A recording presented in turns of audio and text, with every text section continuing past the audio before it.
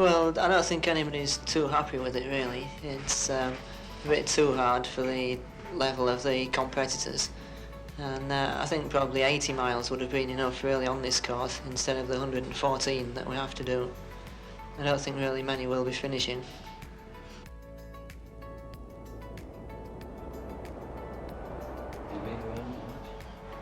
Not a lot as yet. I think 17 times on the day will be enough really. We've only been around about 6 times as yet. It's the descent that's the most tricky. That's got about 3 rather acute bends in it, especially the last one, when we'll probably be doing about 50 miles an hour when we hit it, so we'll have to treat that fairly cautiously. There is just over 3 minutes to start time. 3 minutes to start time.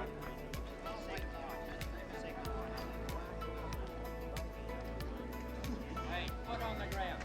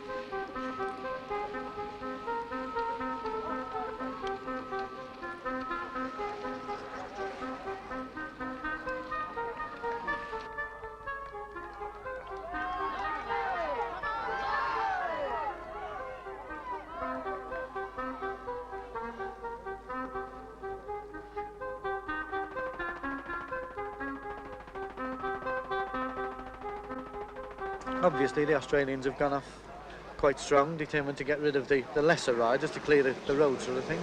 There's 2 Englishmen up there with them, and then this means of course they're in the back bunch. No English or no Australians are going to work to bring that group back. The Kiwis only have 1 in the leading break, so obviously they've got to decide whether they're happy with that 1 against 3 Australians and 2 English, or whether they want their 3 men still back in the main bunch to work and try and close the gap again.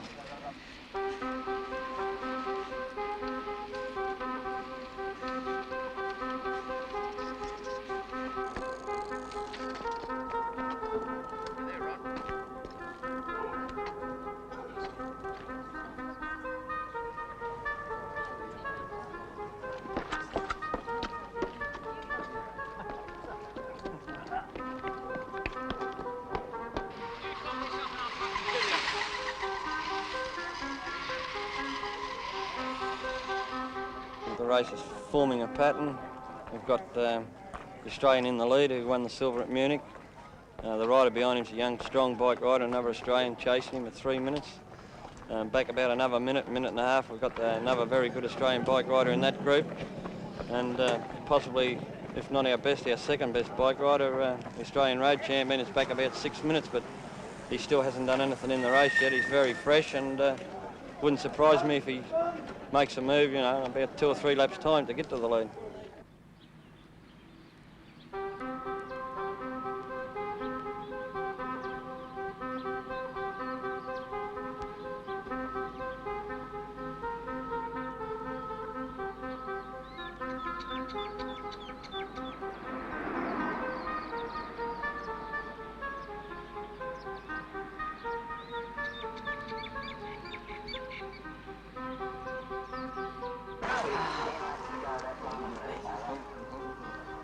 That big guy's the dead ones.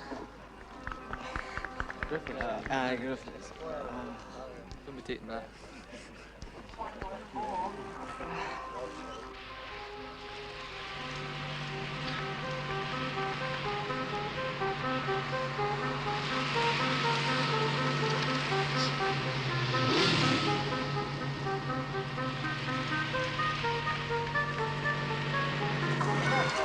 Get on that bike.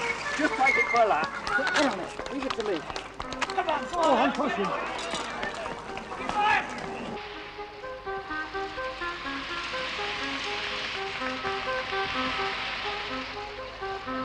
Some of them have never seen hills like that. They've never ridden in hills, and it's just far too hard for them.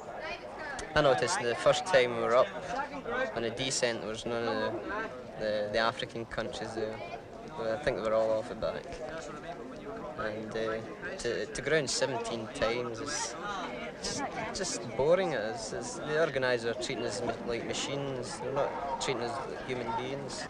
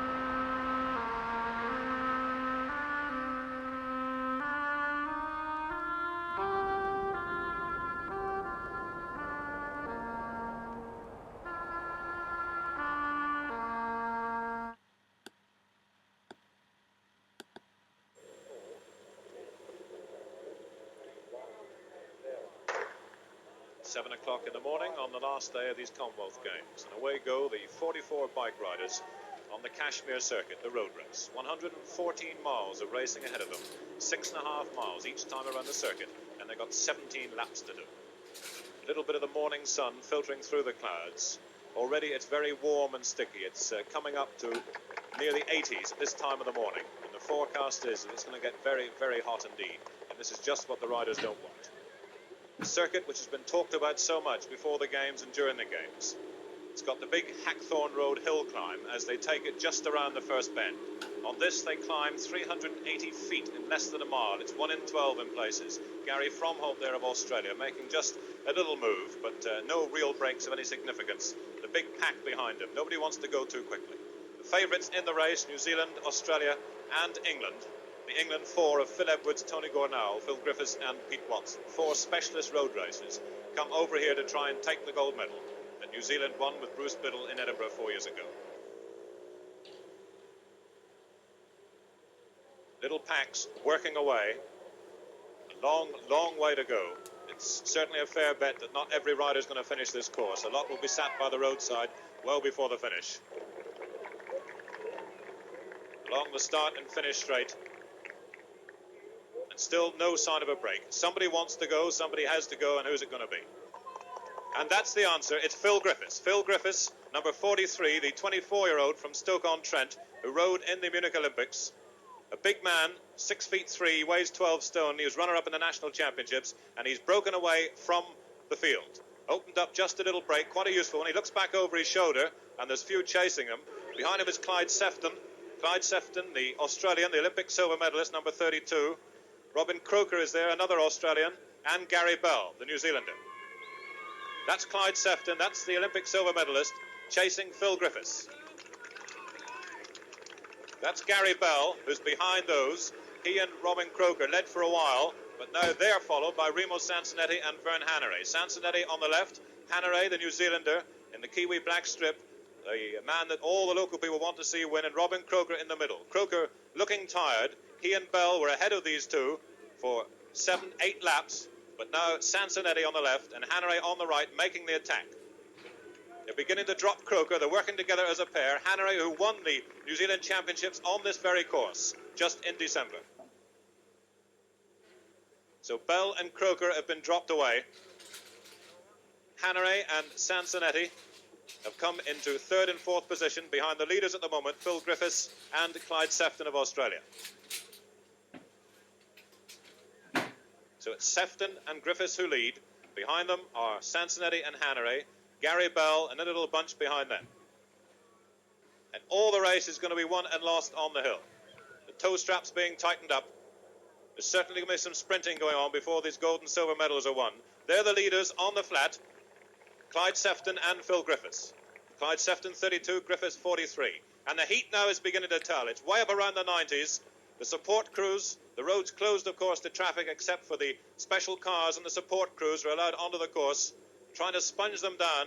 Sefton looking very powerful indeed. He's the man who before the race said, I'll win if nobody gets in front. And that's the loneliest man in the race. Gary Bell, the New Zealander, who's dropped away now into fifth position. And for so long in the race, he's been like that. Nobody around him. A long, long, lonely ride. The bunch chasing, and in that bunch is Alex Gilchrist of Scotland, Bill Nixon, another Scot, and Phil Edwards. Phil Edwards, the England rider who crashed on the descent. He's there in that breakaway of three. He crashed on the descent, went into the straw bales, had to change a wheel, and back in the bunch, which is 6th, 7th, and 8th position in the race. And now coming to the crunch part of the race, almost all the 17 laps completed, and Sefton is leading Griffiths, and Griffiths is looking tired. The Hackthorn Road hill, which they've climbed now 17 times. Sefton in the lead, and Griffiths is tacking across the hill. He's looking for a bit of flat, and he can't really find it. He doesn't want to attack the hill straight up. Sefton looks over his shoulder, and this could be where Griffiths breaks. Head down, he sees Sefton ahead of him, and he's really got to find some power to push those pedals around, and that really is the sight of a broken man. Sefton powers away, and Griffiths dropping further back down the Hackthorn Road hill. Who's going to come round the corner?